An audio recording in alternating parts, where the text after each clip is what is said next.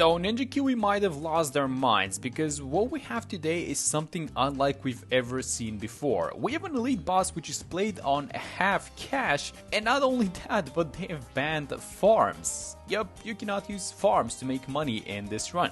The boss is Elite Lich and they're giving us $18,000 of starting cash, but it's actually coming out to be 9k because of the half cash modifier. And then the boss health is halved along with the boss speed, which should make things a little bit easier. Let's actually start things off like this. I'm gonna have a village here on the side, so basically we're gonna have to boat farm, it looks like, and thankfully there's a lot of space for boats in this map, so let's make sure we use it. I'm gonna start things off like this. I'm gonna have the village here on the side. This is a 002 village, and we're gonna be buying a bunch of 003, so just a bunch of merchantman boats. I'm actually opting for placing these boats on the right side because the boss, if we do everything oh, that's actually perfect, $300 left, that's amazing. So if we do everything correctly, then we should be able to keep the boss here on the left side and then keep the production going here with the boats on the right side, although eventually we're gonna fill out the entirety of the map, so it's not gonna matter as much. Basically the goal is to fill out the entirety of the map with merchantmen, you know, as fast as possible, and then we also have the Mermonkey available, and you can surround the Lord of the Abyss with a bunch of water-based towers, so we can buy a couple more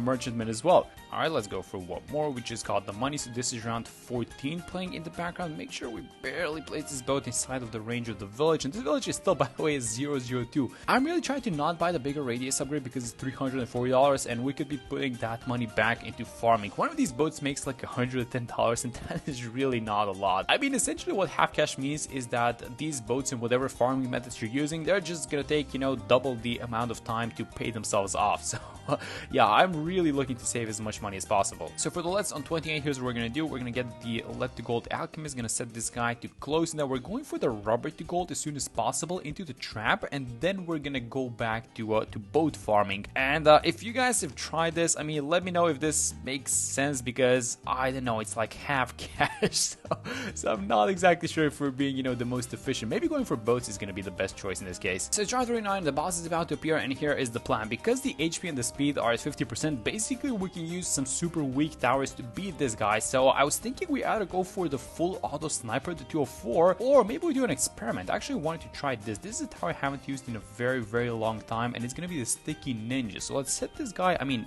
I guess strong doesn't matter as much, but let's see how much damage the Sticky Ninja does, and can he keep it in? Oh, I think I messed up the placement actually. Maybe I shouldn't have him like this because he's constantly gonna keep getting stunned, but he is pushing the boss so far back that he's actually coming out of the cave again. That's ridiculous. Is this gonna be enough though, is the question. I mean, this is gonna take a very long time for sure because we have like 6 more skulls to go through, but if we're keeping the boss in place, I don't mind waiting. And you guys know what, I think we actually are. Look at this thing, he's sending the boss back again. Alright, so yeah, this is a little bit of a problem because all these guys up top are getting stunned, so they're not making money. Yeah, the efficiency of the NG, the Alchemist, just going down, so let's make sure we're placing some boats here on the right side then. Honestly, a pretty non-eventful tier 1. I just have this guy and he's throwing the sticky charges. He's basically keeping the boss in place, which is a lot easier than I thought, honestly. So, you know, no hassle for the tier 1, just having the Sticky Ninja defeat this thing, and there we go, that was a tier 1. Super easy and super quick, I want to say. In the meantime, I was just buying a bunch of boats, so here's what we're gonna do. We're gonna sell this guy, the Sticky Ninja, and it's time for us to buy the Trade Empire, which is a $20,000 upgrade. I'm pretty sure we have like 20 boats already on the screen, so it's time for this guy for the tier 5. And before we buy the Trade Empire, let me actually check how much money everyone else has made. So this guy has about 3.6k pops, which is, there's no way to see how much money he's made, but I guess the amount of pops is indicative, and I guess it's not bad. And the trap is made $2,000.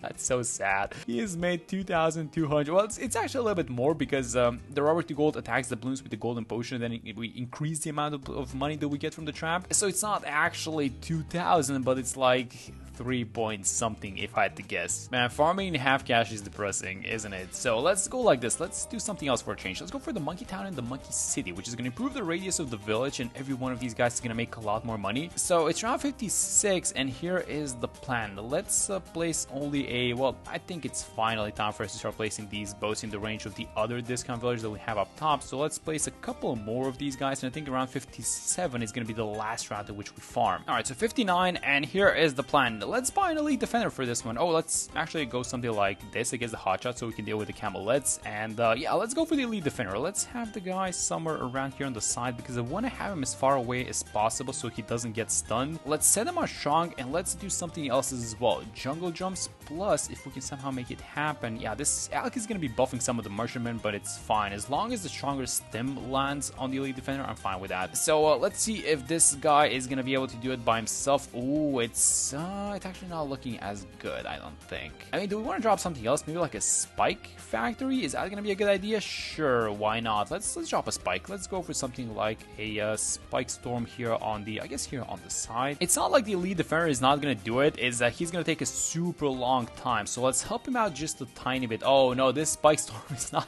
doing a lot though because the map is so huge, isn't it? Alright, so the elite defender is doing his thing, but let's help him out a little bit with the spike storm. We want to try and keep the boss on the left side because here on the right side is our main farming setup, and actually want to find a spot for a village over here, which I hope the tower snapping. Yes, this thing's gonna help. There we go. That's such a great feature. I absolutely love this thing. So let's make sure we're not wasting any time. We have about $14,000 and we want to spend every single dollar before the next round starts so that we can get our return as fast as possible, because if anything's a problem with this thing, it's likely gonna be the cash and nothing else. Alright, so one last call, and after this call pops, I'm gonna start placing up these merchantmen here on the left side because there are gonna be no more explosions. So let's make sure we start filling up these water spaces up top. Let's actually start here from the middle actually, and there it is. That was a little bit easier than I thought. I mean, again, this is, you know, this is a half cash boss, no farms, but guys, I'm gonna be honest, this is not as difficult as I expected it to be. So let's sell the spike, let's sell the sniper and the alchemist. We're gonna have a lot of cash. So you guys know what, I'm actually gonna turn off all the stars because we have $50,000 and I want to spend all of this cash before the next round starts. So it's round 79. This is how the map looks like. The boss is gonna appear in a second, and let's actually check how much money the NG has made so far because I'm really curious. 7.1k, but I guess this is more like, I don't know, like maybe $12,000, maybe like $13,000 if I had to guess. Yeah, not too bad for sure, but you can definitely feel the half cash effect. So in comes the boss, and for the tier 3, I was actually thinking instead of buying Paragons, we could probably just buy the Megalodon. So let's merge everyone up to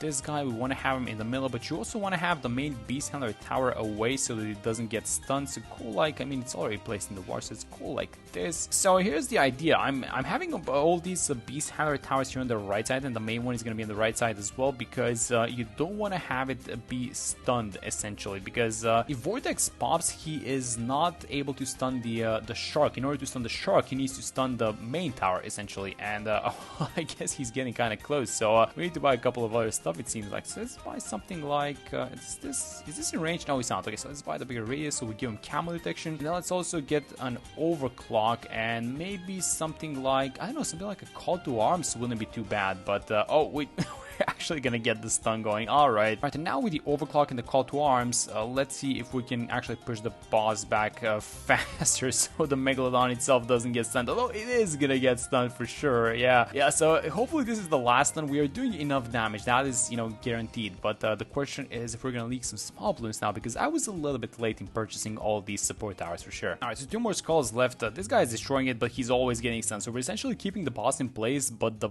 place which we're keeping the boss in is right next to the Megalodon main tower. So here's what I did. I bought, well, I'm gonna buy the Lord of the Abyss now. I thought I had bought it, but let's keep placing a couple more of these boats. I actually wanted to have this whole Lord of the Abyss set up on the right side so it doesn't get stunned, but you know how it goes. One thing that I'm really happy about is that, well, this boss has 800k HP and we're destroying it with a single Megalodon. So I'm just thinking, can we do this for the tier 4 as well, because that's gonna save us a lot of money actually. And yeah, I think the farming setup is pretty much done, guys. I mean, that's, you could probably drop a couple more things, like maybe we can buy the big trap, and then the big trap is gonna make money out of mob class balloons. Do we want to do this? Yeah, sure, why not? So we're starting at 8.4k, I guess. Let's just keep tabs on how much money this big trap is gonna make. Alright, this is ridiculous. We should have bought the trap a lot sooner. This guy has made $31,000. That is insane. And keep in mind, it's It's not 31, it's not 32 actually, because of the rubber to gold potion, right? So yeah, we should have probably bought this guy a little bit earlier is what I'm saying. But here's how I want to defend the tier 4 boss. I was thinking we keep the Megalodon. If we need to buy something else, we can intervene for sure. But I just bought this Ultra Boost here on the side, so we're getting some stacks going. And then this is going to be the last Orca, which we can merge with. And let me just check the HP. So it's 3.3 million. So yeah, I think we should be able to do it with only the Megalodon. So max beast power, 4 overclock, or I should say Ultra Boost stacks currently. And we do have the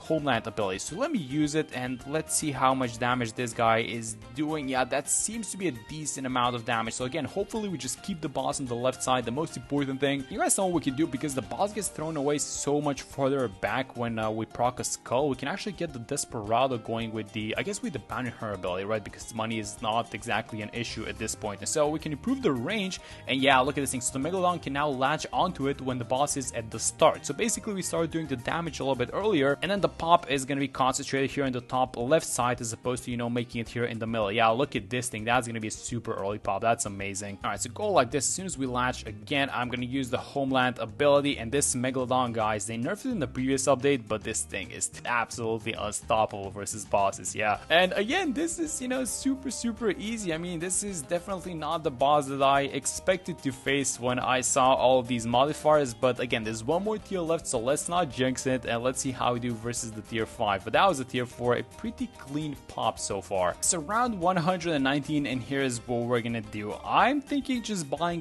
one single Paragon plus the Megalodon and see if that's gonna work, and that's gonna be the Navark. So this is gonna be the last bat, so let me turn off All-Star for a second. Let's make this guy here the Trade Empire on the side. I'm gonna make him the Navark, but let's do we want to leave some cash? You guys know what? Let's not. Let's just put everything that we have and steal a degree, and this thing's gonna be a 62. That's a high degree. So let's sell everything else, and we're being left with about $86,000, which we can use for some damage amplification towers like this. The Cripple Moab, set this guy on strong, and then maybe we can do something like, I mean, the ice is gonna get stunned, but you know what? I'm gonna buy it anyways. Let's buy the Super Brill. We know for a fact that we can do at least like 3 million HP worth of damage with like the Megalodon, because that's how much HP the tier 4 had, and like it wasn't even close. It's actually gonna be even more than that. So the only thing that the Navark has to do is just, you know, fill in the blank with about 10 million worth of damage. Although it seems like the Navark is getting stunned, so still a huge chunk of the damage is being done by the Megalodon, which is absolutely insane.